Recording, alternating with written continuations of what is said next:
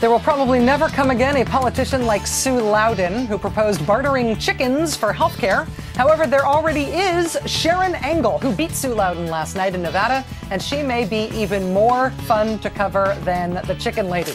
That reporting begins in earnest next. Some of the most interesting evidence about the dance between the mainstream conservative movement and its unmainstream fringe took place at this year's Conservative Political Action Conference at CPAC, which this year featured the John Birch Society as a co-sponsor. The same John Birch Society that was seen as so extreme and so conspiratorial and so bad for the image of normal conservatives that it was exiled from the conservative movement by conservatives way back in the 1960s. The John Birchers, don't forget, are the folks who essentially thought the entire U.S. government was secretly under communist control. They said that President Eisenhower, for example, was a conscious agent of the Soviet Union while he was president. Think about that for a second. According to the John Birch Society, Ike was being run as a communist agent from Russia while he was president. The communist plot in the imagination of the John Birch Society reached far and wide. Fluoridation of drinking water was supposedly part of the plot. Of course, when the Birch Society got the CPAC gig this year and we reported on their position on water fluoridation and its place in the vast commie-pinko conspiracy, the John Birch Society got really ticked off at me and denied ever having held that position. But then we got all industrious and researchy and found ourselves some primary source material, an official John Birch Society bulletin from 1960 in which strategies are outlined for stopping the communists in their evil plot to add fluoride to drinking water. Then, astonishingly, when I met some really nice John Birch Society folks at CPAC this year, after the whole fluoridation fight, you want to know what they wanted to talk to me about? They wanted to talk to me about how evil fluoride is. They brought it up. I'm remembering the show you did, and you went after us on the subject of fluoridation. Right? The reason we oppose fluoridation is that it's mass medication. Right after we opposed it, a professor from Tufts University, you know where that is, he came out and he said, I think the population is growing so high, so fast, that we got to put birth control substances in the water supply, and we can use as a precedent putting fluoridation in the water. A lot of people say crazy. It's true. Well, all right, now, are we wrong to be opposed to mass fluoridation? You know what I always wondered? What did you guys think about putting iodine in salt? Seeing the John Birch Society back in the heart of the conservative movement has been sort of a trip. I mean, once they got over the impulse to try to pretend that they are not now and never were crazy about stuff like fluoride, they then got right back into the business of being super paranoid, highly imaginative conspiracy theorists about stuff like fluoride. These guys really believe if we're going to get serious about stopping communist mind control plots, we must oppose the dreaded Bolshevik fluoride in the water. Here's the most amazing thing, though. The John Birch Society now, in that view, has a very highly placed champion. The Republican candidate for Senate in Nevada, Sharon Angle, fighter against fluoride. Really? In 1999, the Nevada State Assembly passed a bill requiring the fluoridation of water in 2 Nevada counties. Then Assemblywoman Sharon Angle tried to block fluoridation in one of those counties. According to an account in the Las Vegas Review-Journal, quote, Angle said she simply does not like fluoride. You know what else Sharon Angle does not like? Alcohol. In a 2006 interview, Sharon Angle said she was against booze being legal. Quote, I would tell you that I have the same feelings about legalizing marijuana, not medical marijuana, but just legalizing marijuana. I feel the same about legalizing alcohol. The effect on society is so great that I'm just not a real proponent of legalizing any drug or encouraging any drug abuse. Sharon Angle was forced to clarify her position last month. She now says she no longer wants to outlaw alcohol. Not like when she was all crazy about that stuff back in her youth 4 years ago.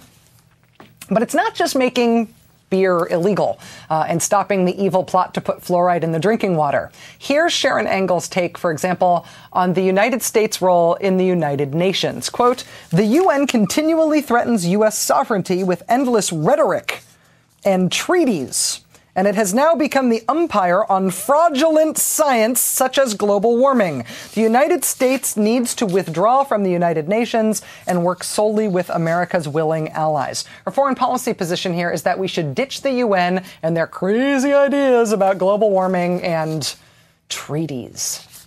As for energy policy, check out Sharon Engel's response to the BP oil disaster. We have oil reserves and petroleum reserves that we should tap into, and that's a policy that we really need to look at as a nation. How do we deregulate enough to invite our industries to come back into the United States and quit outsourcing their business? When you look at the BP oil disaster and the fact that they were approved to drill there even though they had no idea how to clean anything up there, do you think, oh, if we could only figure out how to deregulate that industry more? Got to get the boot of the man off the neck of the oil industry so they can be more free to do their oil stuff. That brings us to the environment and the environmental angle of Sharon Engel. She wants to abolish the EPA. She also wants to abolish the Department of Energy. She wants to abolish the Department of Education. She also wants to abolish the IRS tax code. Also, she wants to eliminate Social Security, and she would like to eliminate Medicare. Sharon Engel has also gone on record as supporting the Oath Keepers. The Oath Keepers are a conspiratorial group that asks law enforcement officers and soldiers to pledge not to enforce certain directives. They have a list of 10 orders they say they will refuse to obey. It includes things that are imminently, going to happen. Stuff like blockading American cities, thus turning them into giant concentration camps. Just to be thorough, I guess, the Oath Keepers also make a point to say that they will refuse to force American citizens into any form of detention camps. Because, that's coming. Also, the fluoride. The fluoride is coming, too. We must fight the plans we fantasize about to put Americans in concentration camps, and we must fight the fluoride that precedes that kind of thing. America meets Sharon Engel, one of the newest members of the Republican class of 2010 Senate candidates. I wonder if she'll do an interview with me. Joining us now is Howard Feineman, Newsweek columnist and MSNBC political analyst. Howard, thank you very much for coming on the show. Hi, Rachel. Keep in mind that I live in the district and I've been drinking fluoridated water, so as you analyze what I say, just remember that, okay?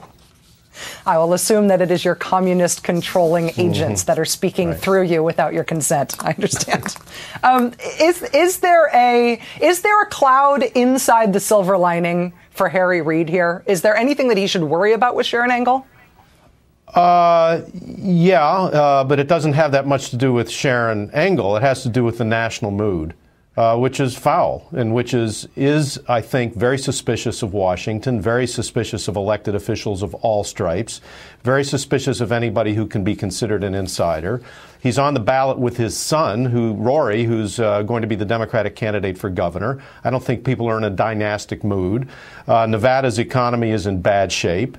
He's an easy guy to blame because he's the ultimate insider. Those are the things that he has to worry about, and those are legitimate worries. And if there is a huge national anti-incumbent, anti-insider tide in the fall, it's going to be tough.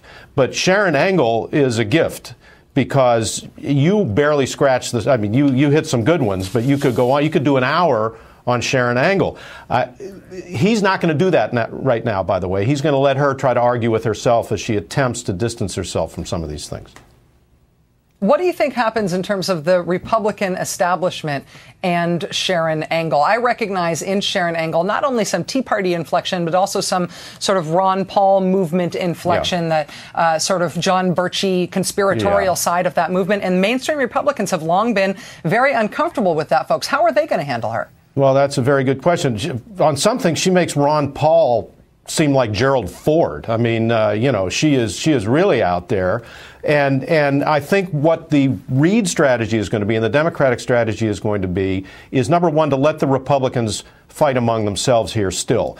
Don't forget that Sharon Engel was considered too far out for the National Review, too far out for the conservative Senator John Cornyn, who was running the campaign committee, too far out for other candidates who were very conservative, so far out that even Sarah Palin, who was careful not to endorse anybody in that race there in the primary in Nevada, did not endorse Sharon Angle.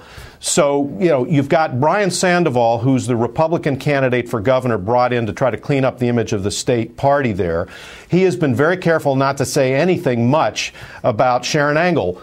He's going to be called on to say, do you stand with Sharon Angle on points A, B, C, D, E, F, G, and H? That's number one. Senator Ensign, of all people, the other Republican senator, has cautioned Sharon Angle to be careful, which I find is amusing given Senator Ensign's situation. And, I think Harry Reid will wait and let it simmer while putting on positive ads. Tomorrow, the Reid campaign is going to debut 2 positive ads about Harry Reid to try to build up his image for what is ultimately going to be a very nasty campaign. And then Bill Clinton, who, by the way, is becoming the surrogate of the year for Democrats, is going to be in next week for Harry Reid. At this point, I guess you hope Sharon Angle talks as much as possible, and you meanwhile just keep yourself exactly. to yourself and let it happen. That's right. That's right. That's exactly right. Howard Feineman, MSNBC political analyst and Newsweek columnist, and always a very welcome guest on this show. Howard, thanks very much. Thank you, Rachel.